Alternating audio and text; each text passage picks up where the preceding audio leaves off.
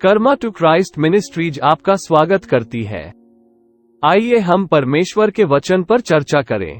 आज का वार्तालाप का शीर्षक है अपने गोलीत को हराना। आज के बाइबल छंद है भजन संहिता अध्याय 125 पद 1 और 2।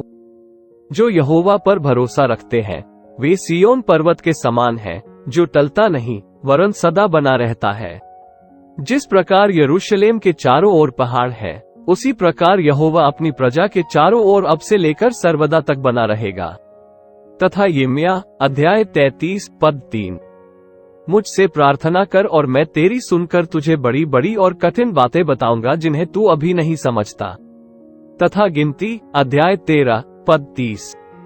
पर कालेब ने मूसा के सामने प्रजा के लोगों को चुप कराने की मनसा से कहा, हम अभी चढ़ के उस देश को अपना कर ले, क्योंकि निस्संदेह हम में ऐसा करने की शक्ति है। क्या आप आज किसी बड़ी समस्या का सामना कर रहे हैं?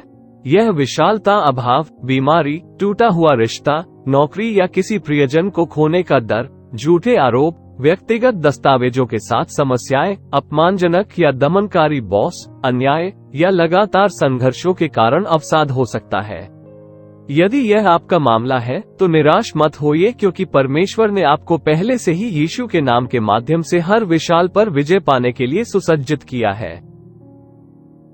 बॉब गास की पुस्तक से यह भक्तिमय स्थिति पर मेरे लिए कोई सहयोग नहीं है, क्योंकि आप में से बहुत से लोग जानते हैं कि मेरी पत्नी और मैंने 2021 की गर्मियों में जिस विशालता का सामना किया था, हमने एक अलग नया कलीसिया शुरू करने का साहसिक कदम उठाया था।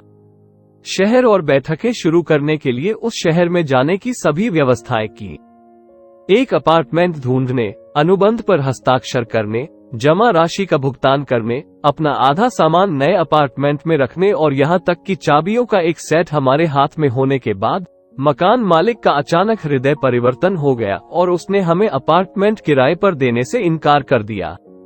हमें अपने कुत्तों के साथ कलीसिया परिसर में रहने और असुविधाजनक और अनिश्चित स्थिति का सर्वोत्तम लाभ उठाने के लिए मजबूर होना पड़ा।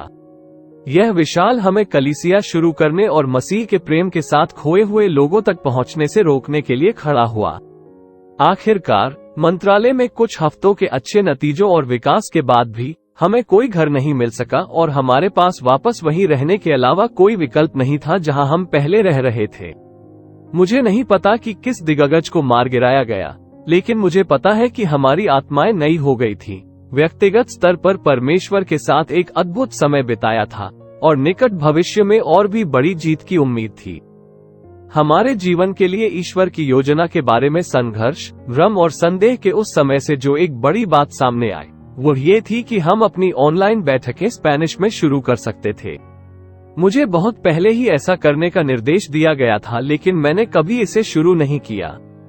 परमेश्वर के निर्देशों में देरी का वो विशाल कारण अब जीवित नहीं है। बॉब गैस कहते हैं, सैमुएल 17 में आप एक विशाल का सामना करने के बारे में 2 बातें देखेंगे। पहला, दाऊद ने ईश्वर को करीब से जानने और उसकी शक्ति को समझने के लिए उसके साथ पर्याप्त समय बिताया।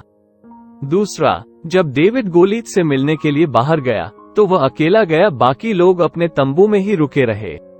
जो कोई भी विश्वास के साथ पहले बाहर निकलेगा वो आम तौर पर अकेला ही बाहर निकलेगा। जिस शक्तिशाली ईश्वर ने गोलीत को गिराया वो उस विशालकाय को भी गिरा सकता है जिसका आज आप सामना कर रहे हैं। बस इसे करने के लिए उस पर भरोसा रखें।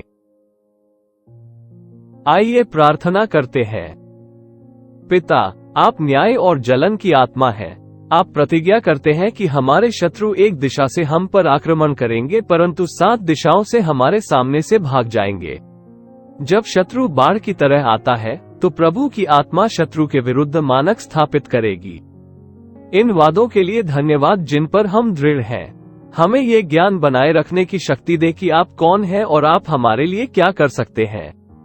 हम शत्रु के सभी झूठों को अस्वीकार करते हैं और प्रत्येक विशाल को यीशु के नाम पर खड़े होने का आदेश देते हैं। क्योंकि हमें आपके वचन पर भरोसा है, हमें हटाया या गिराया नहीं जा सकता। हम विजयी होंगे और पृथ्वी के छोर तक आपकी महानता का बखान करेंगे। धन्यवाद। हमने आपका नाम पुकारा और आपने उत्तर दिया। हमें वे उत्तर दिए जो हमें उन सभी चीजों के अच्छे और लाभदायक अंत की उम्मीद करने के लिए चाहिए थे जिनका हम सामना कर रहे हैं। हम यीशु के शक्तिशाली नाम में मांगते हैं, आमीन।